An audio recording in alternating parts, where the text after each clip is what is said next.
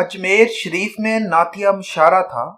فہرست بنانے والوں کے سامنے یہ مشکل تھی کہ جگر مراد آبادی صاحب کو اس مشاعرے میں کیسے بلایا جائے۔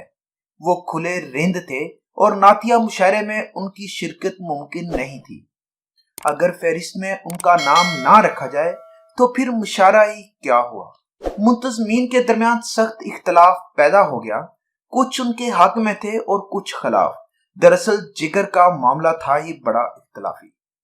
بڑے بڑے شیوخ اور عارف باللہ ان کی شراب نوشی کے باوجود ان سے محبت کرتے تھے، انہیں گناہگار سمجھتے تھے، لیکن لائق اصلاح شریعت کی سختی سے پابند علماء حضرات بھی ان سے نفرت کرنے کی بجائے افسوس کرتے تھے کہ ہائے کیسا اچھا آدمی کس برائی کا شکار ہے۔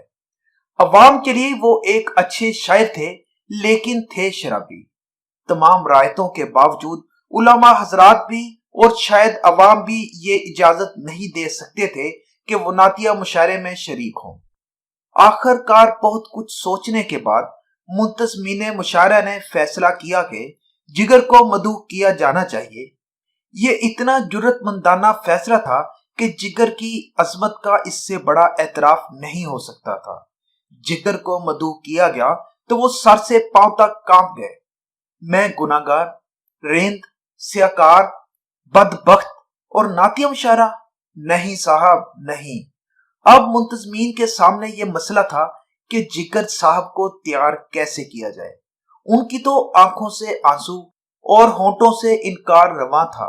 نعتیہ شاعر حمید صدیقی نے انہیں آمادہ کرنا چاہا، ان کے مربی نواز علی حسن طاہر نے کوشش کی، لیکن وہ کسی صورت تیار نہیں ہوتے تھے۔ بالآخر اصغر گونڈوی نے حکم دیا اور وہ چپ ہو گئے۔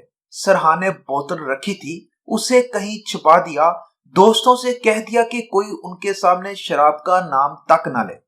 دل پر کوئی خنجر سے لکیر سی کھینچتا تھا۔ وہ بے ساختہ شراب کی طرف دوڑتے تھے مگر پھر رک جاتے تھے۔ لیکن مجھے نعت لکھنی ہے۔ اگر شراب کا ایک قطرہ بھی حلق سے اترا تو کس زبان سے اپنے آقا کی مدح لکھوں گا؟ یہ موقع ملا ہے تو مجھے اسے کھونا نہیں چاہیے۔ شاید یہ میری بخشش کا آغاز ہو، شاید اسی بہانے میری اصلاح ہو جائے، شاید مجھ پر اس کملی والے کا کرم ہو جائے، شاید خدا کو مجھ پر ترس آ جائے۔ ایک دن گزرا، 2 دن گزر گئے، وہ سخت اذیت میں تھے۔ نعت کے مضمون سوچتے تھے اور غزل کہنے لگتے تھے۔ سوچتے رہے، لکھتے رہے، کاٹتے رہے، لکھے ہوئے کو کاٹ کاٹ کر تھکتے رہے۔ آخر ایک دن نعت کا مطلع ہو گیا، پھر ایک شعر ہوا، پھر تو جیسے بارش انوار ہوگی۔ نعت مکمل ہوئی تو انہوں نے سجدہ شکر ادا کیا، مشاعرے کے لیے اس طرح روانہ ہوئے جیسے حج کو جا رہے ہوں۔ کونین کی دولت ان کے پاس ہو، جیسے آج انہیں شہرت کی سدرۃ المنتہا تک پہنچنا ہو۔ انہوں نے کئی دن سے شراب نہیں پی تھی، لیکن حلق خشک نہیں تھا۔ ادھر تو یہ حال تھا، دوسری طرف مشاعرہ گاہ کے باہر اور شہر کے چراہوں پر احتجاجی پوسٹر لگ گئے تھے کہ ایک شرابی سے نعت کیوں پڑھوائی جا رہی ہے۔ لوگ بکھرے ہوئے تھے، اندیشہ تھا کہ جگر صاحب کو کوئی نقصان نہ پہنچ جائے۔ یہ خطرہ بھی تھا کہ لوگ اسٹیشن پر جمع ہو کر نعرے بازی نہ کریں۔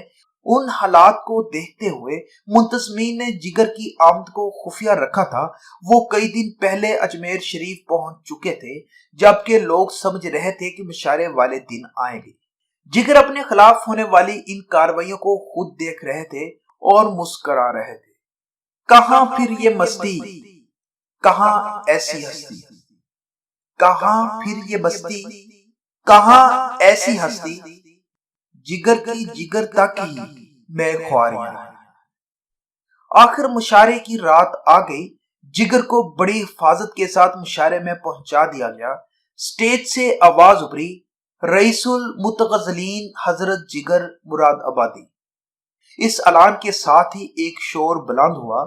جگر نے بڑے تحمل کے ساتھ مجمع کی طرف دیکھا اور محبت بھرے لہجے میں گویا ہوئے۔ آپ لوگ مجھے ہوٹ کر رہے ہیں یا نعت رسول مقبول صلی اللہ علیہ وآلہ وسلم کو، جس کے پڑھنے کی سعادت مجھے ملنے والی ہے اور اب سننے کی سعادت سے محروم ہونا چاہتے ہیں۔ شور کو جیسے سانپ سونگھ گیا، بس یہی وہ وقفہ تھا جب جگر کے ٹوٹے ہوئے دل سے یہ صدا نکلی، ایک رند ہے اور مدحت سلطان مدینہ، ایک رند ہے اور مدحت سلطان مدینہ، ہاں کوئی نظر رحمت سلطان مدینہ۔ جو جہاں تھا ساکت ہو گیا، یہ معلوم ہوتا تھا جیسے اس کی زبان سے شعر ادا ہو رہا ہے اور قبولیت کا پروانہ عطا ہو رہا ہے۔ نعت کیا تھی؟ گناہ گار کے دل سے نکلی ہوئی آہ تھی، خواہش پناہ تھی، آنسوؤں کی سبیل تھی، بخشش کا خزینہ تھی۔ وہ خود رو رہے تھے اور سب کو رلا رہے تھے۔ دل نرم ہو گئے، اختلاف ختم ہو گئے۔ رحمت عالم کا قصیدہ تھا، بلا غصے کی کھیتی کیوں کر ہری رہتی۔ یہ نعت اس شخص نے کہی ہی نہیں ہے، اسے کہلوائی گئی ہے۔ مشاعرے کے بعد سب کی زبان پر یہی بات۔ نعت یہ تھی: ایک رند ہے اور مدحت سلطان مدینہ، ہاں ہوئی نظر رحمت سلطان مدینہ۔ دامان نظر تنگ و فراوانی جلوہ، اے طلت حق طلت سلطان مدینہ۔ اے خاک مدینہ تیری گلیوں کے تصدق، تو خلد ہے تو جنت سلطان مدینہ۔ اس طرح کے ہر سانس و مصروف عبادت، دیکھوں میں در دولت سلطان مدینہ۔ ایک ننگے غم عشق بھی ہے منتظر دید، صدقے تیرے اے صورت سلطان مدینہ۔ کونین کا غم یاد خدا اور شفاعت، دولت ہے یہی دولت سلطان مدینہ۔ ظاہر ہے میں غریب الغربا پھر بھی، یہ عالم شام سے سوا ستوت سلطان مدینہ۔ اس امت آسی سے نہ منہ پھیر خدایا، نازک ہے بہت غیرت سلطان مدینہ۔ کچھ ہم کو نہیں کام جگر اور کسی سے، کافی ہے بس ایک نسبت سلطان مدینہ صلی اللہ علیہ وآلہ وسلم۔